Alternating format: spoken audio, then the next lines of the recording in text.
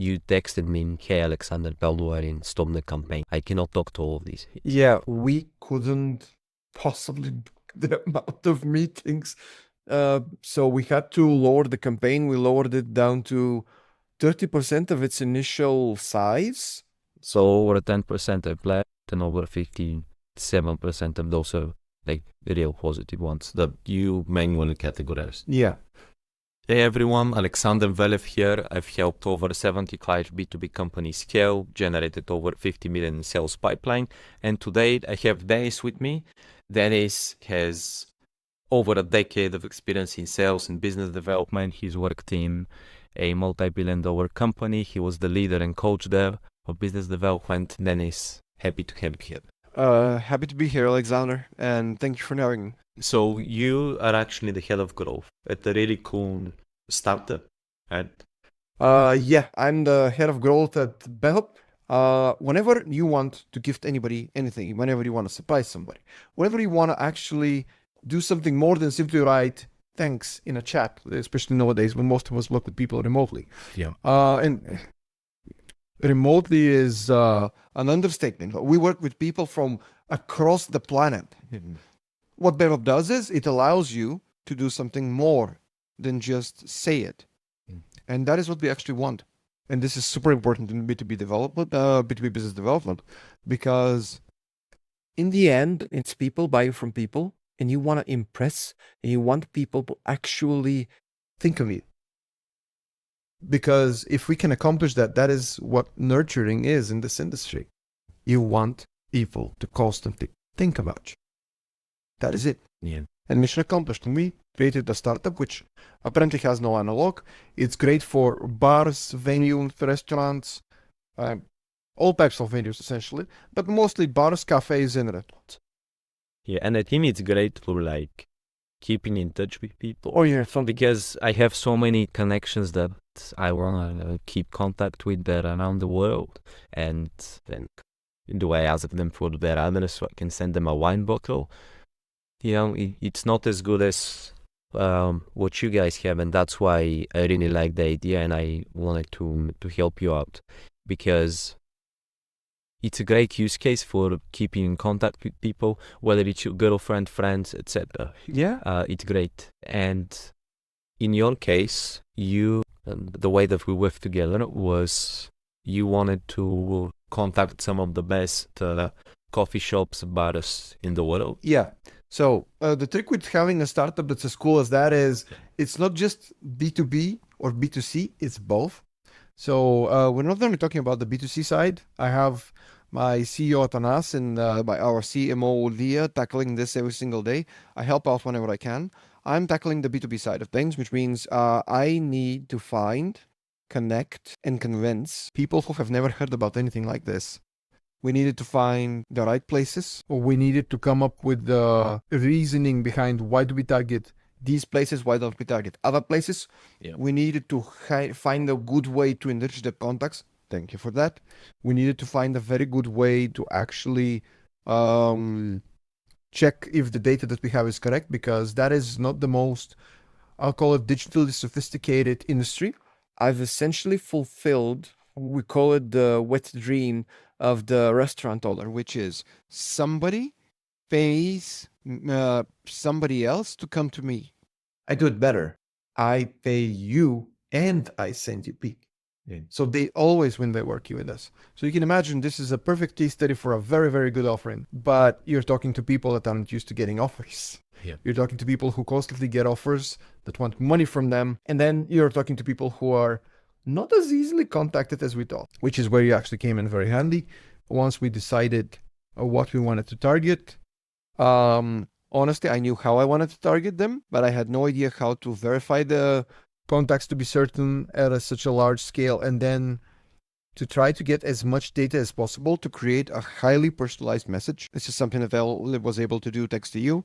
And you know the results already, but I dare say 90% of marketers can actually have the statistics that we achieved. And you told me, and I was kind of expecting this, to be honest, but you told me you had so many interested people that you texted me, hey, Aleksandar, stop the campaign. I cannot talk to all of these. Yeah, we couldn't possibly the amount of meetings. So we had to lower the campaign. We lowered it down to 30% of its initial size. Actually, no, we lowered it to 25 later on. And by the way, the statistics that you've seen, they're not final. The campaign is still going. It's almost done. Okay. But currently, from about how many? Close to 4,000, I think. Reach outs, maybe 4,500, I believe is the exact number that was going to be at the end. So we divide this by 3, so it's about 1,600 venues. Yeah. The amount of bounce that we've had is practically non-existent. It's nothing in comparison. It's less than 0.5%. Our bounces. Yeah. Okay. All of our bounces are less than 0.5% of the total campaign. In fact, a lot less. I think it's 0.8. Yeah. The amount, the answers, and this is where I'm not gonna be modest. I have done this for a while. I know how to talk to people. I know what to write. I know how to get them interested. So I have had people answering me that my message made them laugh. Okay. They were interested. They liked it. And I do use our usual brand voice, so everything sounds and looks incredibly personalized. And people actually think that this is a human writing a customized email, which is what the goal is, if you think about it. Yeah. But that is not all of it. This is a startup that is hard to explain. So the usual rules of keeping a very, very short message of 2-3 sentences, all of this goes out of the window. If you explain this in less than 1 or 2 sentences without giving enough detail, people will absolutely lump you in with everybody else. They will think you're offering the same thing that others have offered them, and they will say no. They will disqualify you at a glance. Well, how many replies did you get, like percentage-wise? And oh yeah, the good stuff. Yeah. So currently, would you like to also go into the stack after this? The tech stack? Is it okay if I mention the tech stack? You can, yeah. Okay, so we did this through SmartLead.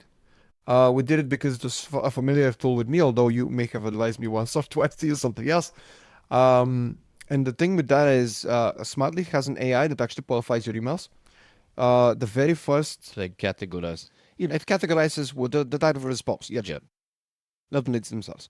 And the one thing that I noticed after taking care of everybody that had already answered is there are many of those that are slightly miscategorized. Yeah. So it categorizes them as an information request, but they ask me, when can we read? And stuff like this. It's getting better, by the way, because I think it's paying attention to what I categorize, and it's categorizing better and better and better. But my point is, the statistics were even better. So we have about, I think right now it may have gotten a bit less, but we have over 10% reply rate, absolutely. Okay. So you can imagine. And usually in the industry, it's towards the end of 2025, usually it's about 1% for most people. 2% if the industry is super nice, but yeah, the reply rates are minuscule. Yeah. And I remember, sorry to interrupt you, I remember a couple of years ago, it would be so much easier to get replies, do all of this stuff. But now, as you said, not only do you need to get the attention, but everybody receives more emails than ever. So not only do you need to get the attention, you need something extremely relevant, or people need to see the value, and they need to see it while being distracted. Let me tell you how much the positive rate is, by the way. Yeah. Because after I have manually recategorized the ones that were SmartLead wasn't sure about, or this is something that I know you will be asking for nurturing, obviously, because nurturing increases the stats tremendously.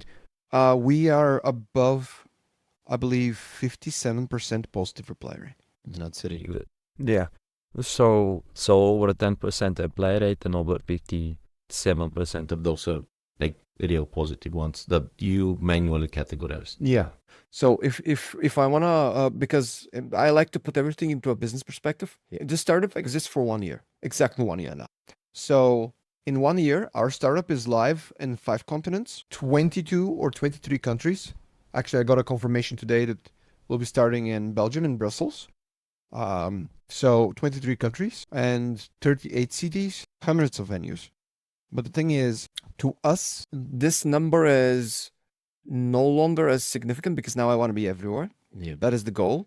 which would be impossible without this, but just to put things into perspective. This campaign has been running for 1 month. The startup is 12 months old.